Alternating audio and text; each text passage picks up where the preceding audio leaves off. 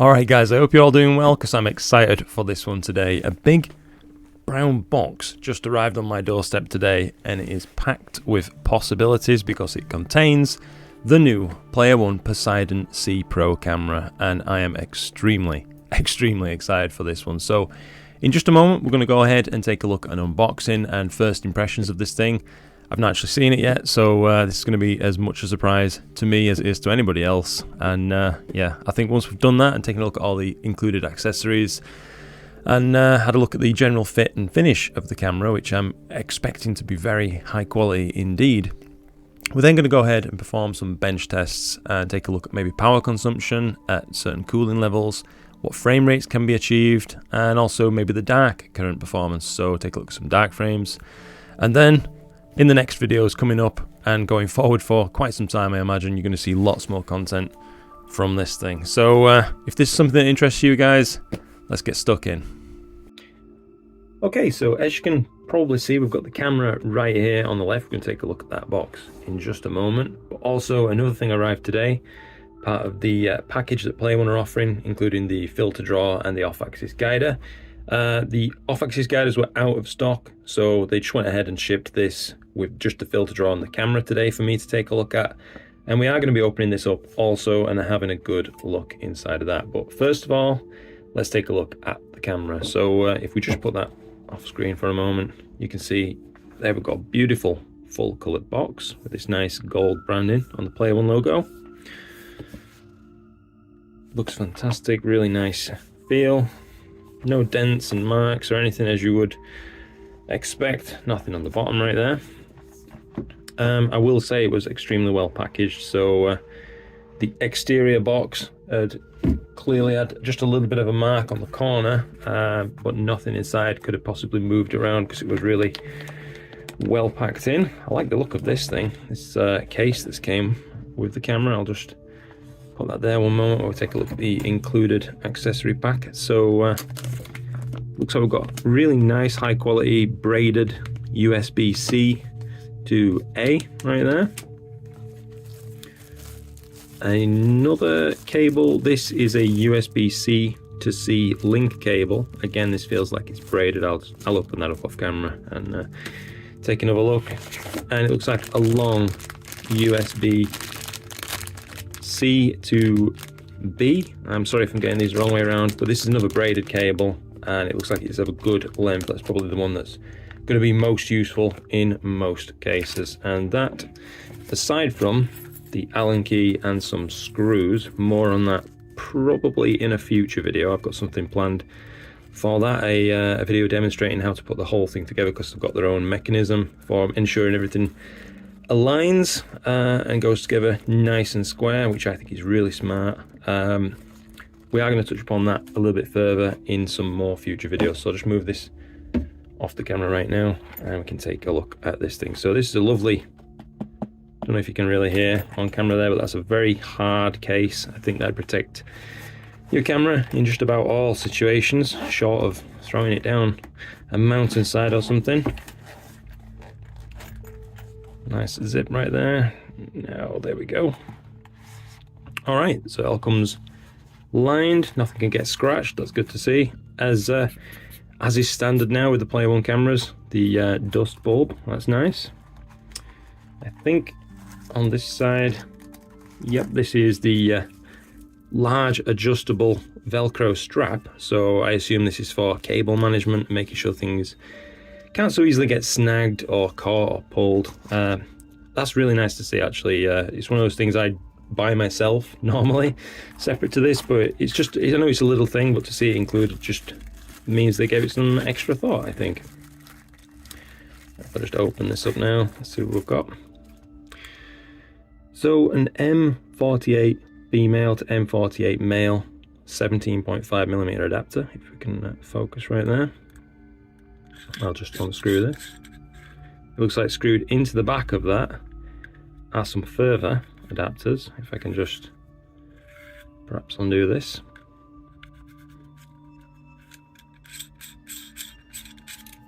And the long adapter itself is an M48 female to M48 male 20mm adapter. These are really nicely blacked on the inside, no shiny surfaces really, no silvering should I say or anything like that, so that's good to see. It's not matte or anything, but it is a really nice consistent finish on the inside. I'll just go ahead and continue removing this. So this is where the C or 1.25 inch adapter is stored. You can use that on the camera if you so wish for planetary purposes, etc. And this is the zero back focus adapter ring, taking it from M48 to M42, I do believe. So we'll just move those to one side so I don't accidentally mar anything, as I'm really wanting to look after this thing, as you know, any purchase like this, they're not cheap things. It's worth saying I did receive this free of charge from Player One on well, on no conditions at all. Just they wanted me to show you guys what it can do effectively, and I am more than happy to do that. There's no stipulations whatsoever to this review. I don't have to say anything, do anything. And I hope for anybody watching my channel, that kind of thing would be obvious by now and really go without saying, but I'm rambling on and I'm a little bit lost for words. This thing is beautiful in the hand. It's really substantial. I'll have to get some scales out and weigh this. I'd say it definitely weighs more than my 2600 used to from memory. But the fit and finish is honestly the best on the market that I've seen. It's second to none. They've really knocked it out of the park with this, and man, I'm excited for this. Let's just take a quick look at this sensor. It's quite tight. I wonder if this has got a O-ring perhaps as well. Can't really tell right there. My word. Let's try and get this camera to focus. That is a thing of beauty. I'll just cover this up now just to prevent any dust getting on the sensor. And interestingly to note, on the actual point of that sensor, Player One have opted to use the industrial grade sensor for this thing. I had a commenter ask about this, actually saying which version of the sensor did they choose to use. So I got in contact with Player One and requested a bit of extra information, and sure enough, they've opted to use the higher grade version of the IMX571, which is apparently just overall a bit more stable than the consumer grade version. So hopefully you guys can see, but this thing is absolutely beautiful. I'm gonna have to go ahead and take some shots of this and really let you look around it properly, but yeah, that's the basic unboxing of this. I think I'm going to go ahead and cut open the carefully put that to one side, the filter draw system now, and we'll pick back up in just a moment. Alright, so I've just got the packaging plastic off of the filter draw box right here, and this thing looks great on the package itself. I think we've got a bit of a vacuum going on here as I try and undo it. Yep, definitely. It's a really tight fitting box. And let's take a look at what comes with it. So what's the first thing we're greeted with? A Allen key. Okay. Another M48, I assume, to M42 zero back focus length adapter ring. This is, you know what, I daren't even comment. Not sure on what adapter ring this is. I'll get back to you on that and add some information on the screen.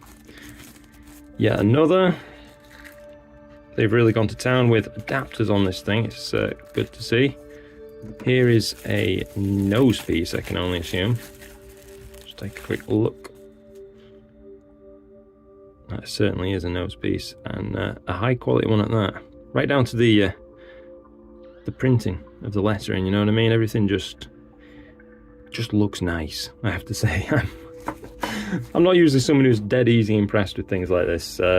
I have quite high standards, I reckon, when it comes to gear, because, you know, we pay quite a lot for it. But this is definitely impressing. So it comes with two nice cases, actually, which is good to see. I'll open this smaller, well, lighter package first. This looks like the extra drawer, because the Player One filter draw system comes with two, and this is indeed completely matte inside. So if your filter cells are also matte, then that should really cut down on the chance of interior reflections. Just opening up the second one right now. Alright, let's take a look at this thing. And there you have it. We'll get the camera to focus. The filter draw max. Wow, that thing, that is nice. Let's take a feel at that opening mechanism. Oof, that is, that is extremely solid. I may have to adjust how those little screws hit these detents in this thing, in case maybe it's just a touch too tight, I don't know, or if I'm just being feeble trying to go easy on things. Oh, actually no, that clicks together. Nice. Yep, I think it was just me being feeble. Oh, that's a satisfying snap. There's no way anything's going on there now. It's all snapped in. There's no side to side rattle or anything like that. I don't know if you can see, quite a lot of pressure on. Nothing anywhere. Really, really beautiful system. And as you'll note as well, if I just put this back in, I've got myself misaligned there. All right, that's all snapped in really positively. It comes with screw holes on it basically, and this feeds back into those screws that arrived with the camera itself, because everything on the Player One cameras can either be at the user's choice, either screwed in place with threads or bolted directly. And you know, I think that's a really good thing to see on a camera, and again, it shows some extra thoughts going into this. So I think now I'm probably just gonna scream with excitement for a while and get ready to record the next part of this video. So I'll see you in a moment.